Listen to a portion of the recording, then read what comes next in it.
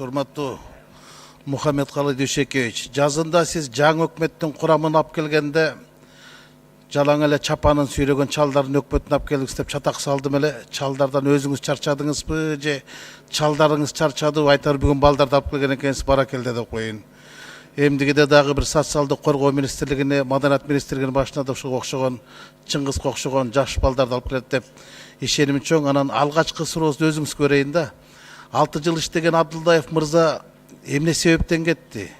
Элчиликтеги коррупцияны себебинен кеттиби же башкача бир негиздер менен кеттиби? Эми ал Ерлан Бекешевичти биринчиден жанагы ар кандай коомдо талкуу болуп аткан маселелерде түрткү болду деп ойлойм. Бирок ал коррупцияга малынды деп айта албайм, себеби дегенде азыр териштирүү иштери жүрүп атат. Анын аягын чыгып өзүлөрү айтат болуш керек.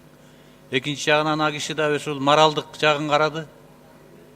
Ошол өзү дипломат катары, мамлекеттик кызматкер катары өзү иштеп жаткан министрликте ушундай ушак айыңдар болуп атса, экинчиден билесиздер, элчинин жанагындай айткан сөздөрү ошол тартипти көргөн мамлекеттик кызматкердин өзүнүн этикасын сактаган адам катары кетти деп ойлойм мен.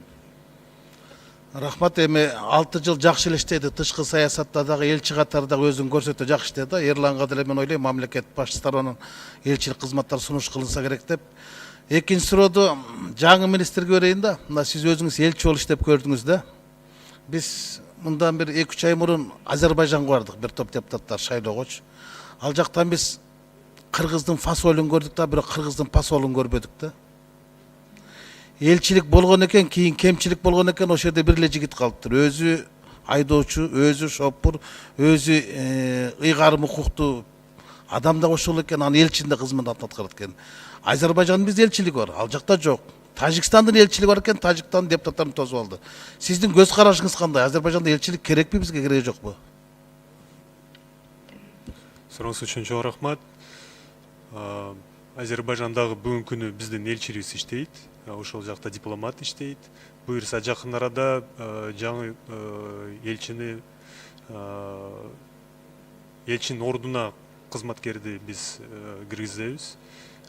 Сөзсүз түрдө биздин элчилигибиз ошол жакта иштеши керек. Бул биздин жакын шериктешибиз Азербайжан.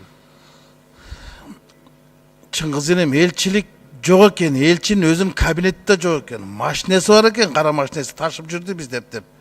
Айлыгын билбейм, байлыгын деле билбейт экен, бирок ошону карап көрүңүз. Анан экинчи, сиз жөнүндө мындай көп маалыматтар чыгып атат да. Эми Иманалы Айдарбековду билбеген кыргыз жок болуш керек. Атактуу манаптын тукум экенин билебиз. Сиз ага небере болосузбу же жыйын болосузбу? Мен түшүндүм. Жооп бербей деле койсоңуз болот. Анан кийин сизге айтсам болот, эгер уруксат берсеңиз. Рахмат.